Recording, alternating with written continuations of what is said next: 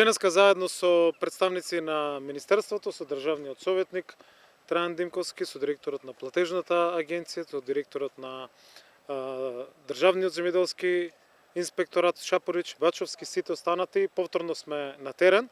Вчера владата усвои нова програма за интервентен фонд, преку која што околу 5 милиони евра ќе исплатиме во делот на поддршка на интервентни мерки.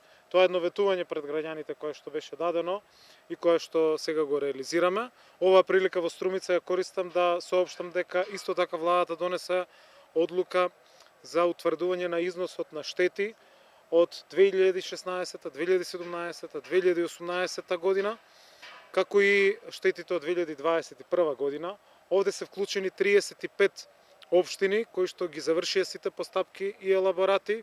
Владата го прифати извештајот, утврди дека ќе исплати 10% од износот на штета која што земјоделците ја претрпеле и земјоделското производство во овие неколку години. Ова беа постапки кои што беа заглавени низ административните лавиринти и законските процедури. Направивме сите напори да го одблокираме овој процес. Се донесе одлуката за 10% исплата меѓу овие општини и елаборатот во Струмица. Во Струмица ќе бидат исплатени околу 450 баратели кои што имаат претрпена штета од 2017-2018 година.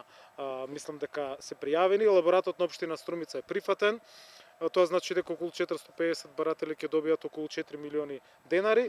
Вкупно за сите овие 35 општини и рачистување на овој дел со обештетувањето изнесува 4,2 милиони евра, кои што владата дел веќе ги обезбеди со самиот буџет, а дел ќе бидат обезбедени со ребаланс на буџетот во текот на годината, но земјоделците треба да знаат дека овие 9000 барања, 9000 земјоделци кои што во овие 35 општини имаат претрпена штета, односно нивното производство, треба да знаат дека ова е дополнителна поддршка која што оваа година ќе ја имаат, околу 4,2 милиони евра на 9000 баратели. Решаваме уште еден проблем, односно на секој еден можен начин гледаме да што повеќе средства од буџетот стасат до граѓаните, така да еве и денеска ја соопштуваме и оваа одлука.